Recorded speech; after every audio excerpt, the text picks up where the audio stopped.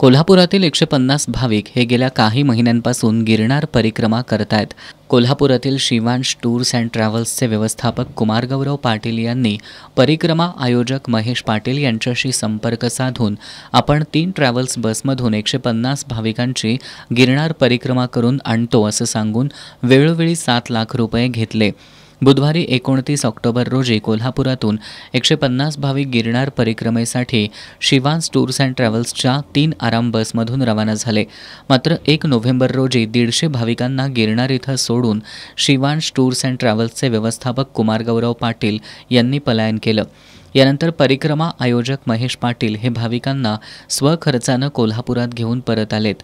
कुमारगौरव पाटील यांनी फसवणूक केल्याबद्दल त्यांना ताब्यात घ्यावं आणि आमचे पैसे परत करावेत अशी मागणी या भाविकांनी आज जुना राजवाडा पोलीस ठाण्याचे पोलीस निरीक्षक संजीव झाडे यांच्याकडे केली आहे।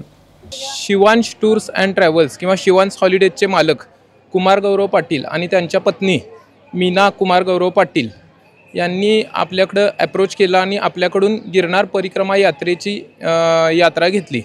तर त्यांनी आम्हाला सांगितलं की 50 सीटरच्या 3 AC स्लीपर बस देतो आणि त्यांनी आपल्याला रेट ठरवून दिला आणि वेळोवेळी आपल्याकडनं ॲडव्हान्स उचल केली। जे लोकांकडून आपण पैसे घेतलेले होते त्यातले त्यांना वेळोवेळी ऑनलाईन Google Payद्वारे सगळे पैसे पाठवलेले आहेत। तर आम्ही निघेपर्यंत साधारण 7 लाख रुपये त्यांना त्यांच्या अकाउंटवर आणि काही रक्कम लाख सव्वा लाख रुपये बसवाल्याच्या अकाउंटवर वेळोवेळी पाठवलेली आहे।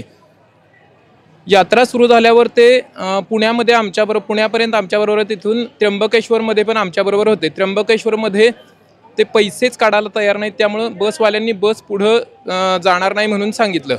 मग तिथून पुढं आम्ही पैसे देतो आणि तुम्ही ॲडजस्ट करा म्हणून आम्ही त्यांना सांगितलं।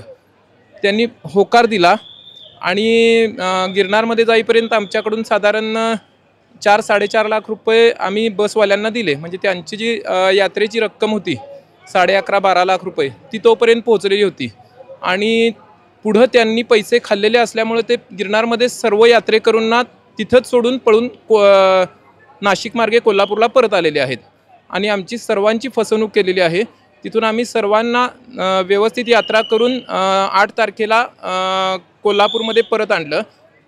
त्यानंतर पण त्याचे फोन येत होते की 2 दिवस काय करू नका, मी तुमचे पैसे देतो, हे करतो ते करतो। पण आजपर्यंत आम्ही वाट बघितली। त्यांनी कालपर्यंत आम्हाला मुदत मागितलेली होती, पण आजपर्यंत वाट बघितली, पैसे आले नाहीत। म्हणून आम्ही आज सगळे जे यात्रेकरू आहे ते निवेदन देऊन त्यांच्याविरुद्ध तक्रार दाखल करत आहोत। यावेळी अरुण गवळी, संतोष गोसावी, सचिन चव्हाण यांच्यासह भाविक उपस्थित होते।